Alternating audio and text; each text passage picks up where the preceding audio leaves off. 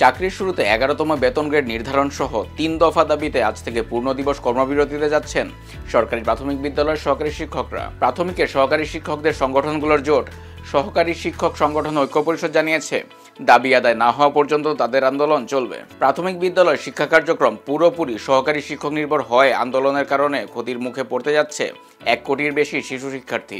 সহকারী শিক্ষক সংগঠন ঐক্য পরিষদের আহ্বায়ক ও বাংলাদেশ প্রাথমিক বিদ্যালয় সহকারী শিক্ষক সমিতির সভাপতি মোহাম্মদ শামসুদ্দিন বণিক বার্তাকে বলেন, শিক্ষার্থীদের জিম্মি করে দাবি আদায়ের কোনো ইচ্ছে আমাদের নেই। আমরা সর্বোচ্চ চেষ্টা করেছি শিক্ষার্থীদের শিক্ষণ কার্যক্রমকে ক্ষতিগ্রস্ত না করে দাবি আদায়ের, কিন্তু সরকারের পক্ষ থেকে আমাদের দাবির বিষয়ে কোনো গুরুত্ব দেওয়া হয়নি।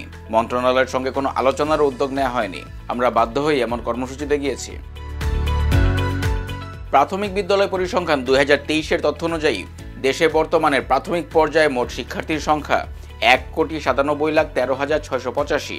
তাদের মধ্যে সরকারি প্রাথমিক বিদ্যালয়ে অধ্যয়নরত 1,09,85,815 জন, যা মোট শিক্ষার্থীর প্রায় 55.73%। প্রাথমিক বিদ্যালয়ের শিক্ষাপঞ্জি অনুযায়ী আগামী 3 জুন ঈদুল আজহার ছুটি শুরু হবে। এর আগ পর্যন্ত শিক্ষা প্রতিষ্ঠানগুলোয় 6 কর্মদিবস শিক্ষা কার্যক্রম চলমান থাকার কথা। তবে শিক্ষকদের আন্দোলনের জেরে এ সময় প্রাথমিক বিদ্যালয়গুলোয় শিক্ষা কার্যক্রম বন্ধ হতে যাচ্ছে। অভিভাবকরা বলছেন, প্রাথমিক বিদ্যালয়গুলো কিন্ডারগার্টেন বা বেসরকারি বিদ্যালয়ের তুলনায় ছুটি বেশি। এ কারণে এরই মধ্যে সরকারি প্রাথমিক বিদ্যালয়ের শিক্ষার্থীরা অন্যদের তুলনায় পিছিয়ে যাচ্ছে। সামনে ঈদুল আজহার ছুটি রয়েছে। এর আগে শিক্ষকদের আন্দোলনের কারণে ক্লাস বন্ধ থাকলে শিক্ষার্থীদের শিক্ষণ ঘাটতি আরও বাড়বে।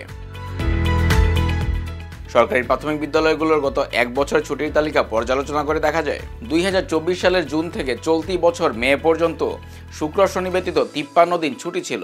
এদিকে প্রাথমিকের শিক্ষকরা দীর্ঘদিন ধরেই বেতন ভাতা বৃদ্ধির দাবি জানিয়ে আসছেন। বর্তমানে দেশের সরকারি প্রাথমিক বিদ্যালয়ের সহকারী শিক্ষকরা 13তম গ্রেডে বেতন পান। এই গ্রেড অনুযায়ী তাদের মূল বেতন 11,000 টাকা, সঙ্গে বাড়ি ভাড়া, চিকিৎসা ভাতা সহ সাকল্যে পান 19,000 টাকার মতো। দক্ষিণ এশিয়ার অন্যান্য দেশের প্রাথমিক শিক্ষকদের বেতন কাঠামোর সঙ্গে তুলনা করে দেখা যায়, দক্ষিণ এশিয়ার মধ্যে বাংলাদেশের শিক্ষকদের বেতনই সর্বনিম্ন। বাংলাদেশ প্রাথমিক শিক্ষক সমিতি কেন্দ্রীয় কমিটির সাধারণ সম্পাদক মোহাম্মদ মোস্তাফিজুর রহমান শাহিন বণিক বার্তাকে বলেন, বর্তমানে প্রাথমিক শিক্ষকরা যে বেতন পান তা দিয়ে একটি পরিবারের মানসম্মতভাবে চলা সম্ভব নয়। প্রাথমিক শিক্ষার মান উন্নয়ন করতে হলে অবশ্যই শিক্ষকদের সুযোগ সুবিধা বাড়াতে হবে। সুযোগ সুবিধা বৃদ্ধি না করলে মেধাবীরা এ পেশা থেকে ক্রমশ আগ্রহ হারিয়ে ফেলবে। সরকারের নিকট আমাদের দাবি, কনসালটেশন কমিটির সুপারিশ অনুযায়ী যেন দ্রুততম সময়ে প্রধান শিক্ষকদের 10ম গ্রেড ও সহকারী শিক্ষকদের 11তম গ্রেডে বেতন নির্ধারণ করা হয়। এদিকে শিক্ষকদের দাবিকে যৌক্তিক মনে করলেও আন্দোলনের সময়কে যৌক্তিক মনে করছেন না শিক্ষা সংশ্লিষ্টরা। সাবেক তত্ত্বাবধায়ক সরকারের উপদেষ্টা রাশেদা কে চৌধুরী বলেন, করোনাকালীন সময়ে শিক্ষণ ঘাটতি এখনো পুরোপুরি কাটেনি। জুলাই আন্দোলন সহ সাম্প্রতিক সময়েও বিভিন্ন কারণে শিক্ষা প্রতিষ্ঠানগুলোয় দীর্ঘ ছুটি ছিল।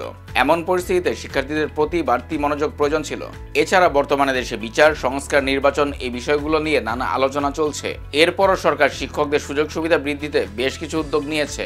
এমন পরিস্থিতিতে শিক্ষকদের এ দাবি আদায় নির্বাচিত সরকার আসা পর্যন্ত অপেক্ষা করা উচিত ছিল। এই বিষয়ে মন্তব্যের জন্য প্রাথমিক ও গণশিক্ষা উপদেষ্টা ডাক্তার বিধান রঞ্জন রায় পোদ্দার ও প্রাথমিক শিক্ষা অধিদপ্তর মহাপরিচালক আবু নূর মোহাম্মদ শামসুজ্জামানের সঙ্গে একাধিকবার চেষ্টা করেও যোগাযোগ করা সম্ভব হয়নি।